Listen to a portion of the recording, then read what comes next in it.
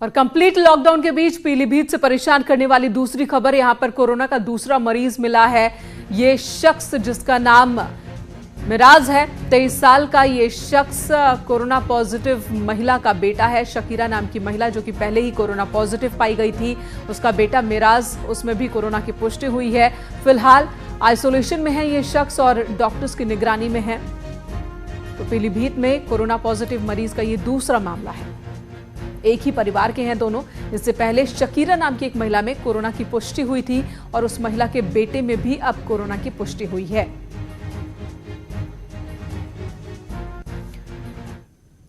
और इस खतरे से निपटने के लिए प्रधानमंत्री नरेंद्र मोदी ने देशव्यापी लॉकडाउन का ऐलान किया। रात 12 बजे से ही 21 दिनों के लिए देश में लॉकडाउन है, जो कि लगभग कर्फ्यू जैसे ही है। प्रधानमंत्री का कहना है कि जनता कर्फ्यू से काफी कदम आगे का ये फैसला है। सख्ती से इस बार इस फैसले को लागू कराया जाएगा। अगर कोई लॉकडाउन का उल्लंघन करता पकड़ा जाता है तो उसके खिलाफ कार्रवाई होगी, जेल भी हो सकती है। ये जेल की सजा 2 साल तक की हो सकती है। और इसीलिए हर भारतवासी से इस लॉकडाउन को कामयाब बनाने की अपील प्रधानमंत्री ने की है। और उन्होंने यह भी कहा है कि अगर कोरोना के खतरे को दूर करना है, अगर इस जंग को हमें जीतना है, तो इस वक्त जो हथियार हमारे हाथ में है वो यही है कि हम खुद को अपने घर में रखें। हमारा एक बाहर निकला कदम हमें, हमारे परिवार को, हमारे समाज को संकट में डाल सकता है। इसलिए प्रधानमंत्री ने एक तरफ तो अपील की है लोगों से और दूसरी तरफ उन्होंने सख्त कदम उठाए जाने की चेतावनी भी दी है।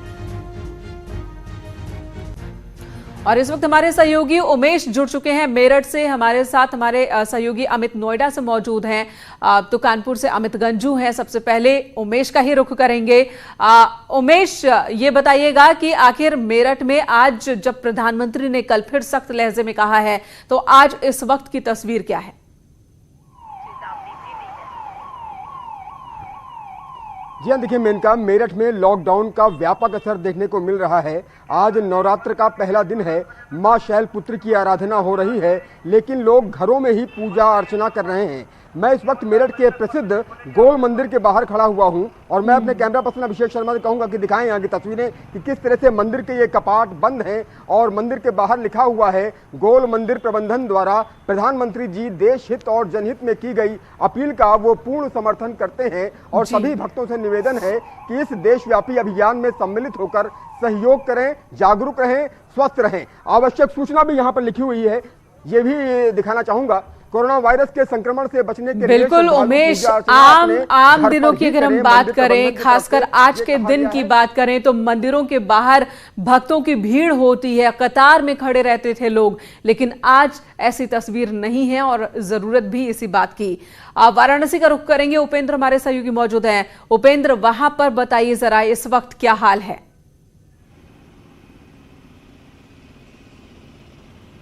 बिल्कुल, देखिए जिस प्रधानमंत्री नरेंद्र मोदी के ऐलान के बाद और सख्ती के निर्देश के बाद वाराणसी में जो लॉकडाउन है उसका पूरा असर दिख रहा है।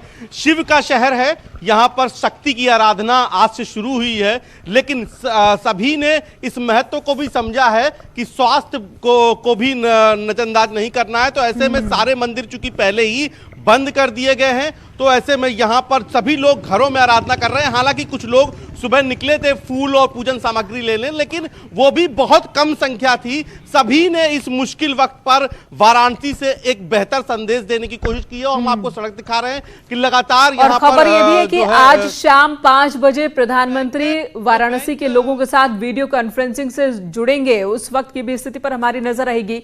उमेश और उपेंद्र, आप बने रहे हमारे साथ। कानपुर का रुख कर लेते हैं, अमित गंजू वहां से हमारे साथ जुड़े हैं। अमित, वहां पर क्या हालात? जी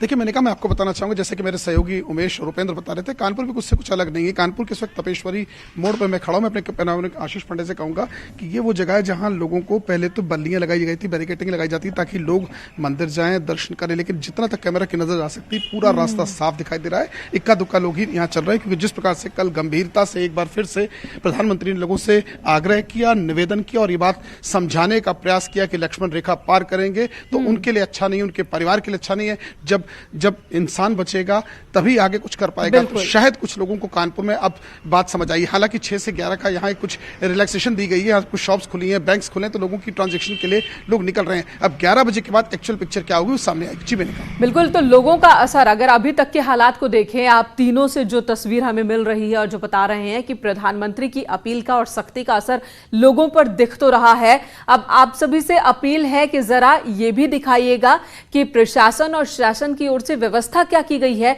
ताकि लोगों को परेशानी ना हो और अगर किसी को किसी चीज की जरूरत है तो किस तरह से वो हासिल कर सके। इस वक्त आप तीनों का बहुत बहुत धन्यवाद।